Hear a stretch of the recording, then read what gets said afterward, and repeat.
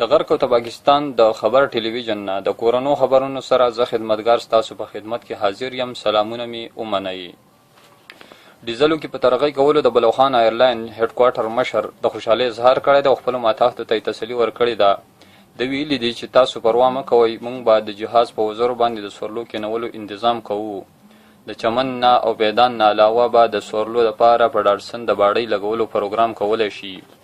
د زیاته کړه چې آلن وخت کې څوک زمینداري ته په 10 منټه کې رسېدل غواړي او په میدان باندې په یوه خپه د ودرېدلو مهارت لرلی شي، نو هغه اوس هم په بلوخان ایرلاین کې سفر کولی شي. بلوخان ایرلاین په اوچتو جمپونو د بریغ شان تېرېدونکی ګاډی دی.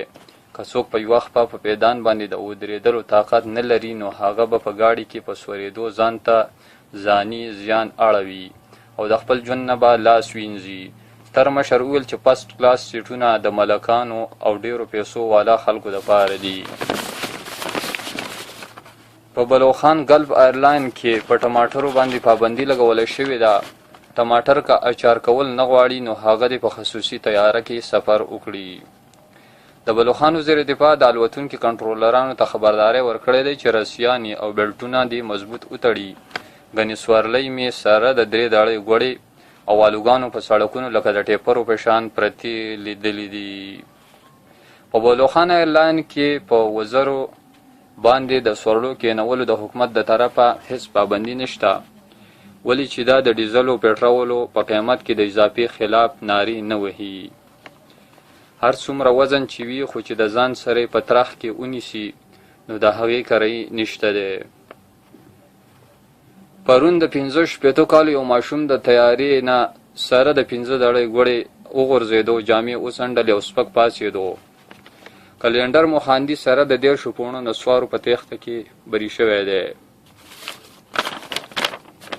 د بلوخان د نسوارو ډیلر خپل 10 کسه نسواریان اسکاریان د لار میرګام په سړک ورخواره کړي دي چې کلینډر مخاندي گرفتار کړي.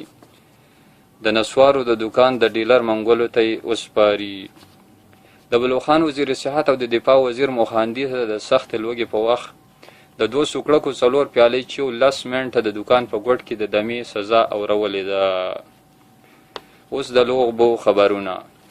تیر هفته د پټینه د پلالې د اوچتولو د زغل په مقابله کې اتیش خان ته په 2 ګېډو ماتې ورکړه. مندور ماما د پټي په پوله ترماس په لاس کې د لوبې تر پای امپایرۍ ته ولاړو. د لوبې د ختمېدو نه پس د اتیش خان ته په وریجو کې 2 سمڅې غوړو د غوښې نه علاوه یو ګېډۍ پلاله په انعام کې ورکړه. دویمه لوبه د باباګام او کورشونګ ترمنځ وشوه. د غره نه د لرګو راوړو مقابله په 0 برابر شوه. د لوبې پای د چی او پراټې په خوړلو باندې وشوه. دا تر دې دمه خبرونه د نورو خبرونو دپاره نورې ویډیوګانې وګورئ.